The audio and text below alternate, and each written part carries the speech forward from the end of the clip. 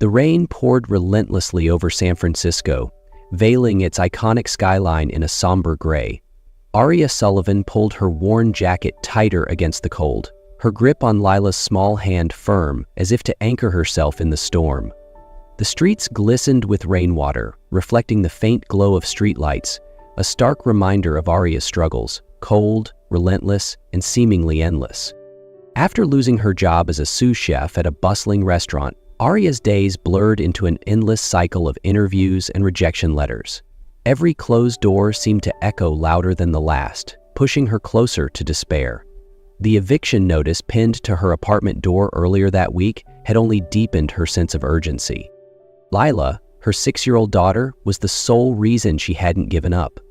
Aria had promised herself that no matter how dire things became, she would create a better future for her little girl. A glimmer of hope finally arrived when her friend suggested an unusual opportunity, a live-in nanny position with a wealthy family. The job would involve caring for Theo Montgomery, an 8-year-old boy known for being difficult. "The pay's fantastic," her friend had said, "and honestly, you've got nothing to lose." Taking a deep breath, Aria accepted the offer, unaware of the challenges and unexpected connections that awaited her. The sprawling Montgomery estate loomed ahead, perched high in Pacific Heights with a commanding view of San Francisco Bay. Aria and Lila stood at the iron gates, their modest appearance contrasting sharply with the grandeur before them. "Is this where a king lives?" Lila whispered, her wide eyes fixed on the enormous mansion. "Something like that," Aria replied, brushing a damp strand of hair from her face. Taking a deep breath, she pressed the intercom button. Moments later, the gates opened with an almost ominous groan, inviting them in. The front door was opened by Elliot Montgomery, Theo's father, a tall, composed man in his late 30s.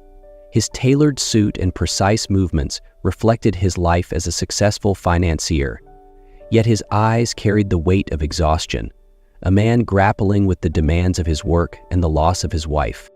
"Ms. Sullivan, welcome," Elliot said, extending a hand. His tone was polite but distant. "Thank you, Mr. Montgomery," Aria replied, shaking his hand firmly. "And this is my daughter, Lila." Elliot's gaze lingered on Lila for a brief moment, his polite smile barely masking the exhaustion etched into his features. "Please, come in," he said, stepping aside with a practiced composure. Inside, the house was even more imposing. Vaulted ceilings, polished marble floors, and walls adorned with priceless art. Yet, to Aria, it felt cold and uninviting, a reflection of its inhabitants. As they entered the sitting room, an audible crash echoed from the second floor. Elliot pinched the bridge of his nose. "That," he said with a sigh, "would be Theo." Seconds later, an 8-year-old boy appeared at the top of the grand staircase. His dark, curly hair was disheveled, and his eyes sparkled with defiance. "You must be the new nanny," Theo called out, leaning over the banister. "How long do you think you'll last? A week, 2? Aria met his mischievous gaze with calm determination. "I guess we'll see, won't we?" Aria quickly learned that Theo Montgomery wasn't going to make things easy. From the moment she arrived, he tested her patience, refusing to participate in lessons, knocking over his breakfast, and avoiding any meaningful interaction. But Aria was no stranger to challenges. She watched Theo closely and noticed the small details about him, his precise arrangement of toy planes, his habit of sketching when he thought no one was looking, and his quick glances at the family portrait on the living room wall. One rainy afternoon, Aria decided to try a new approach. She brought a wooden airplane model to the dining table. "I thought we could build this together," she said, looking over at Theo, who was sprawled on the couch. "I don't care about that," Theo muttered without looking up.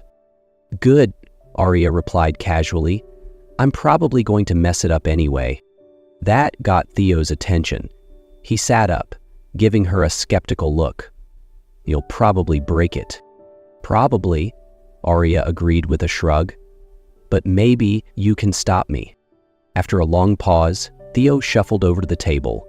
They worked together in near silence at first, but slowly Theo began to explain how to assemble the pieces. By the time they finished, Theo had a small, satisfied smile on his face. Meanwhile, Lila became a bridge between Aria and Theo. One sunny morning, she tugged Theo outside to play in the garden. "Let's build a sandcastle," she chirped, holding up a small bucket.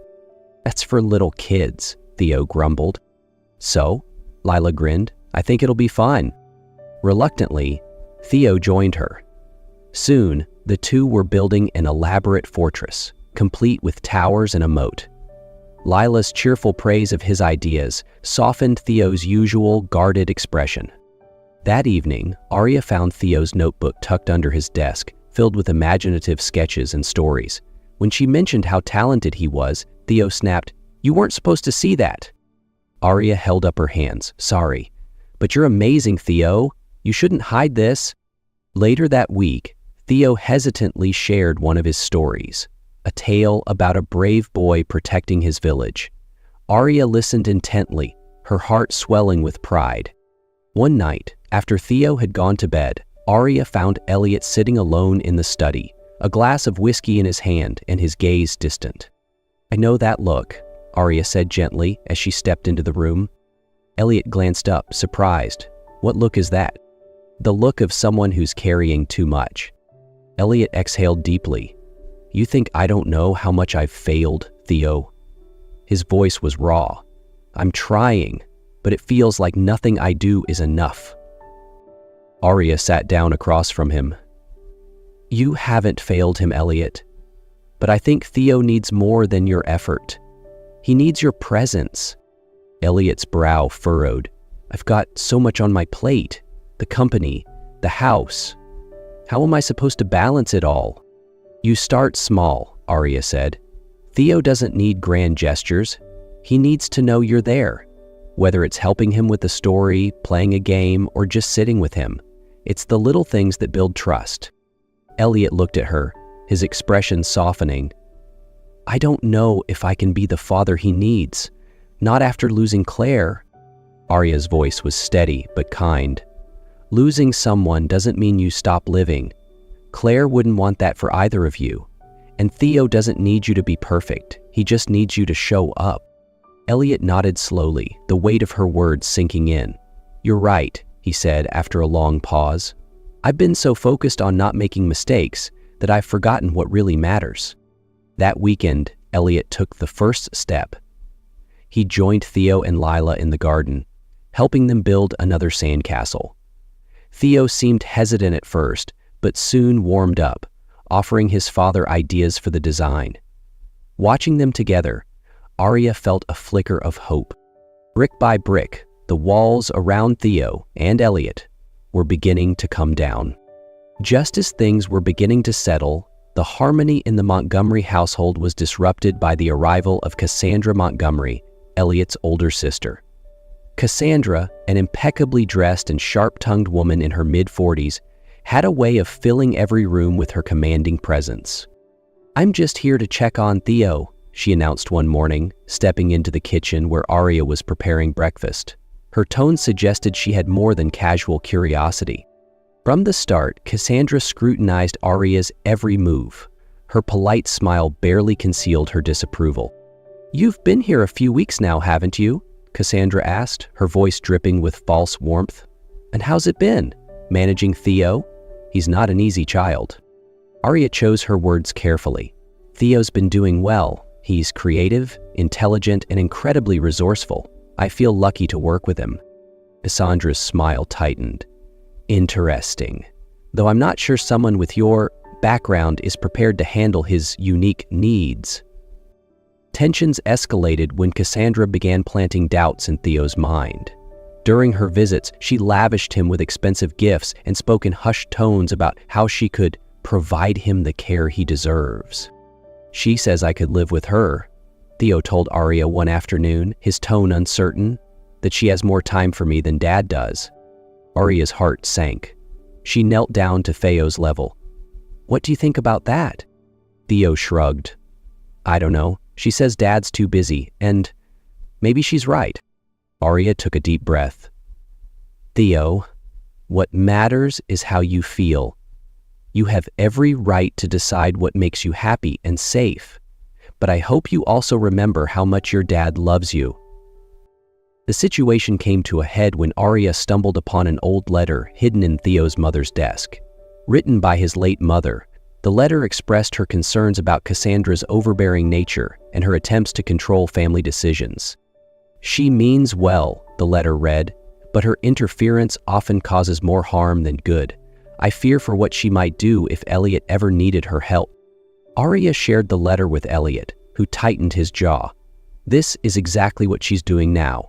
I won't let her manipulate Theo." With Cassandra now filing for custody of Theo, Elliot and Arya knew they were headed for a confrontation that would test their resilience and Theo's trust. The courtroom was cold and imposing, its high ceilings and stern decor reflecting the seriousness of the custody hearing. Arya sat beside Elliot at the defendant's table, her hands folded tightly in her lap. On Elliot's other side, Theo sat with his sketch pad clutched in his hands, a quiet determination in his eyes. Across the aisle, Cassandra sat with her lawyer, her posture impeccable and her expression calm. She looked every bit the composed and caring aunt, but Arya knew better. Cassandra's lawyer began the proceedings, painting Elliot as an absentee father, too consumed by his high-powered career to care for Theo properly. Arya's role as a live-in nanny was framed as further evidence of Elliot's supposed neglect. "Mr. Montgomery has delegated his parental duties to a stranger," the lawyer said, gesturing toward Arya. "Theo deserves a stable, family environment, something my client, Cassandra Montgomery, can provide." When it was Elliot's turn, he spoke with quiet conviction about his love for Theo and his efforts to balance work and fatherhood. "I've made mistakes," he admitted, "but everything I do is for my son. I'm learning, and I've built a home where he feels safe, supported, and loved." Arya was next. She approached the stand, her heart pounding but her voice steady. "I'm not here to replace Theo's father," she said. "I'm here to support him. Elliot has been present and engaged in Theo's life, and Theo's progress speaks for itself. He's thriving because he knows he's loved, both by his father and by the people around him." The most pivotal moment came when Theo was called to testify. He hesitated at first, glancing nervously between the judge, his father, and Cassandra. Arya leaned down to whisper, "Just be honest, Theo. Say what you feel." Theo took the stand, his small frame dwarfed by the large chair. Clutching his sketch pad, he began to speak. "I like living with my dad," he said, his voice trembling but clear. "And with Arya and Leela, they make me feel safe, like I can be myself. Aunt Cassandra is nice, but it feels like she wants me to do things her way, not mine." Cassandra's lawyer leaned forward. "Theo, do you ever feel like your father doesn't have time for you?" Theo frowned. "Sometimes," he admitted. "But he always tries. He plays games with me and listens to my stories. He loves me." The judge nodded thoughtfully, then turned to Cassandra. "Would you like to respond?" Cassandra stood, her calm facade beginning to crack. "I only want what's best for my nephew," she said, her tone measured. But clearly Elliot's influence has confused him. Before the hearing ended, Elliot's lawyer presented the letter from Theo's mother. Its words, combined with Theo's testimony, painted a clear picture of Cassandra's history of interference. After a long deliberation, the judge finally ruled in Elliot's favor. "Custody will remain with Mr. Montgomery," she declared. "The child's well-being and wishes have been made clear." A wave of relief washed over Arya as she turned to Theo, who broke into a shy smile. "You were so brave," she whispered.